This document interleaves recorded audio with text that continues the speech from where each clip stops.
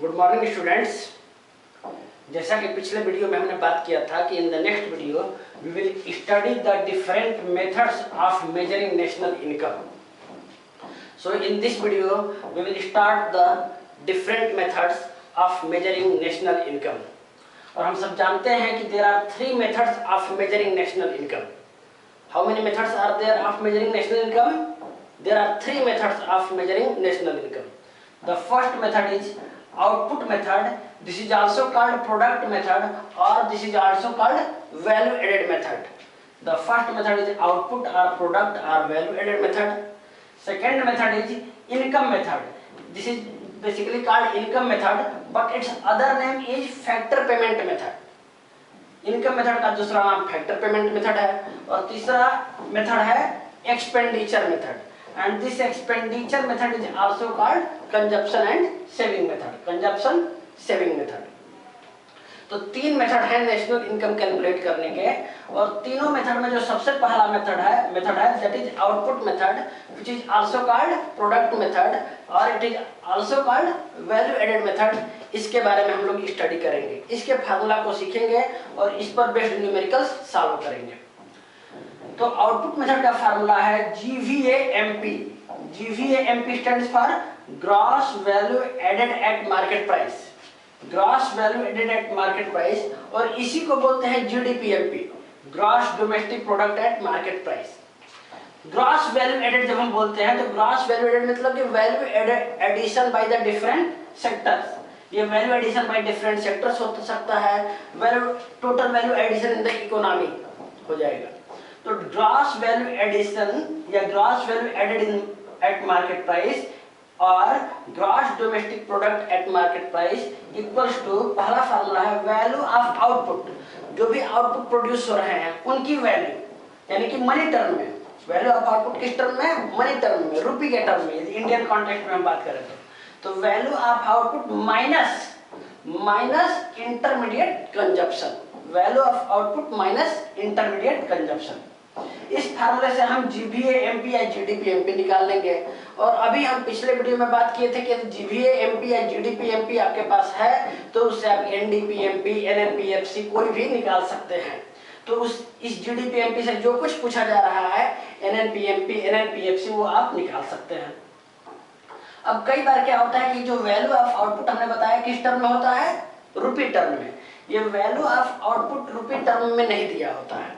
तो value of output जब रुपये टर्म में नहीं दिया है या उसकी जगह पर यूनिट ऑफ आउटपुट दिया है, तो यूनिट ऑफ आउटपुट को मल्टीप्लाई कर लेंगे price per unit of output से, तो यही निकल जाएगा value of output. If value of output is not given then unit of output होगा, और उस यूनिट ऑफ आउटपुट को प्राइस पर यूनिट से मल्टीप्लाई कर लेंगे तो वैल्यू ऑफ आउटपुट आ जाएगा।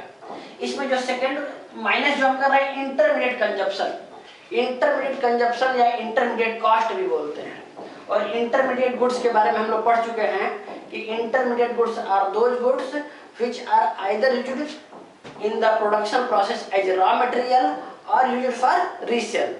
तो ऐसी ही गुड्स को इंटरमीडिएट गुड कहते हैं। और जब वैल्यू ऑफ आउटपुट में से इस इंटरमीडिएट कंजप्शन को या इंटरमीडिएट कॉस्ट को या इंटरमीडिएट परचेज को माइनस कर देंगे तो हमारा GVAMP या GDPMP आएगा। इस इंटरमीडिएट कंजप्शन को शॉर्टकट में हमने IC लिखा है। IC stands for intermediate consumption. यही इंटरमीडिएट कॉस्ट भी कहलाता है। कई बार क्वेश्चन में इंटरमीडिएट कंजप्शन या इंटरमीडिएट कॉस्ट न लिख करके परचेज ऑफ रॉ मटेरियल दिया रहता है।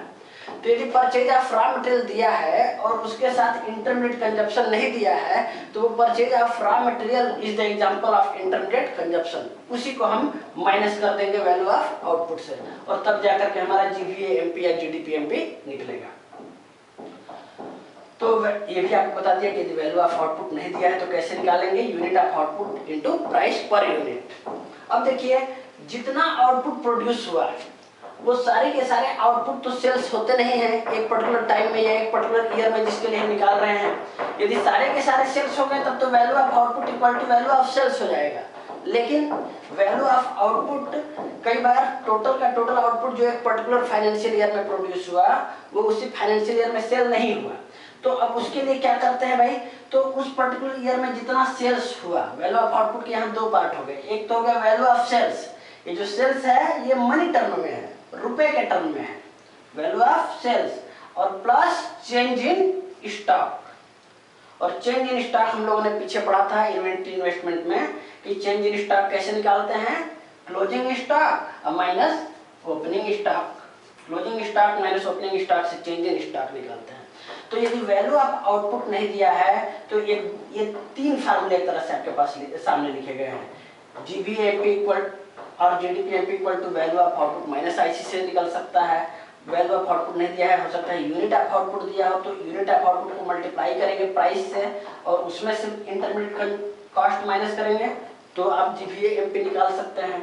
या फिर आपको सेल्स दिया है, तो सेल्स दिया है यानी कि यूनिट कितने सेल हुए हैं उसकी मनी टर्म में वैल्यू दी गई है। ये सेल्स किस टर्म में है, मनी के टर्म में दिया है। यदि ये सेल्स मनी के टर्म में न दिया हो, यूनिट ऑफ सेल्स लिखा हो, तो यूनिट ऑफ सेल्स को जब हम मल्टीप्लाई करेंगे प्राइस पर यूनिट से तो ये हमारा आएगा वैल्यू ऑफ सेल्स। यदि वैल्यू ऑफ सेल्स डायरेक्ट दिया हुआ है मनी के टर्म में तो फिर इसकी जरूरत नहीं है, लेकिन यदि वैल्यू ऑफ सेल्स नहीं दिया है तो unit of sales into price per unit करके निकाल लेंगे sales plus change in stock. Change in stock कैसे निकलेगा, closing stock minus opening stock और उसमें से माइनस कर देंगे इंटरमीडिएट कंजप्शन। तो जब ये माइनस कर देंगे इंटरमीडिएट कंजप्शन तो इससे निकल जाएगा जीबीएमपी और जीडीपीएमपी। ये GBMP gross value added at market price, इसी को बोलते हैं gross domestic product at market price. तो ये जीबीएमपी या जीडीपीएमपी जब आप निकाल लिए हैं तो जो कुछ पूछ रहा है क्वेश्चन में, हो सकता है क्वेश्चन में कह रहा हो कि एनवीएएफसी निकालिए, हो सकता है क्वेश्चन में कह रहा हो कि क्या निकालिए, एनवीएएफसी। तो एनवीएएफसी इक्वल टू हो जाएगा जीबीएमपी। जीबीएमपी तो आप निकाल लिए हैं यहाँ से, और कैसे निकलेगा एनवीएएफसी, तो एनवीएएफसी इक्वल टू जीबीएमपी। और पिछले वीडियो में हमने पढ़ा कि ग्रॉस से जाना है नेट में तो माइनस डेप्रिसिएशन, और VA कॉमन है, एमपी से जाना है एफसी में तो माइनस एनआईटी। तो जीबीएमपी से आप एनवीएएफसी निकाल लिए। तो इस तरह से आप आउटपुट मेथड से क्वेश्चन सॉल्व कर पाएंगे। यहाँ एक इंपॉर्टेंट चीज और ध्यान रखिएगा कि ये जो एनवीएएफसी है यही हमारा एनडीपीएफसी है, यही हमारा एनडीपीएफसी है, और एनडीपीएफसी का दूसरा नाम डोमेस्टिक इनकम होता है। तो मुझे उम्मीद है कि ये मेथड आपको समझ में आया होगा, इसको नोट कर लीजिए, पूरा याद कर लीजिए। अब इस पर बेस्ड न्यूमेरिकल सॉल्व करेंगे। Thank you very much.